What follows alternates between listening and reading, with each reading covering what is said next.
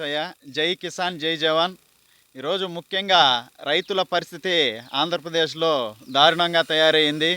రైతులు సేద్యం చేసుకునేదా రెవెన్యూ ఆఫీసుల చుట్టూ తిరిగేదని అర్థం కాకుండా ఉన్నది. రాష్ట్ర ముఖ్యమంత్రి ప్రధానమంత్రి చెప్పినా కూడా రైతులకి పట్టా పాస్బుక్లు అయితేనేమి, ఆన్లైన్లోకి ఇచ్చేదే 1B ఇవన్నీ ఖాతాలు అయితేనేమి ఏమి పూర్తిగా నిర్లక్ష్యంగా రైతుల పట్ల వ్యవహరిస్తున్నారు. రైతు కన్నీరు పెడితే దేశానికే నష్టం అని చెప్పి ఈ సందర్భంగా రెవెన్యూ అధికారులను తెలియజేస్తున్నాము.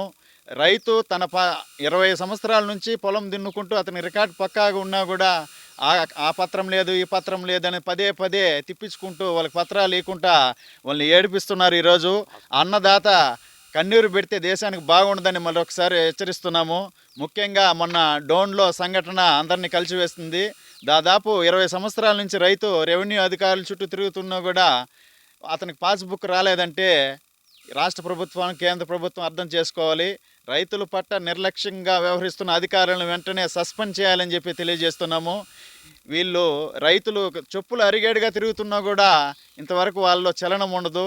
విఆర్ఓలు అయితేనేమి, ఎంఆర్ఓలు అయితేనేమి, ఆర్డీఓలు అయితేనేమి, కలెక్టర్లు అయితేనేమి దీనిపైన తక్షణం స్పందించి రైతులకు తగిన న్యాయం చేయాలని చెప్పి, లేకుంటే రానున్న రోజుల్లో చిన్న సన్నకారు రైతుల తరపున కార్యాచరణ ప్రకటిస్తామని చెప్పి ప్రభుత్వాన్ని హెచ్చరిస్తున్నాం.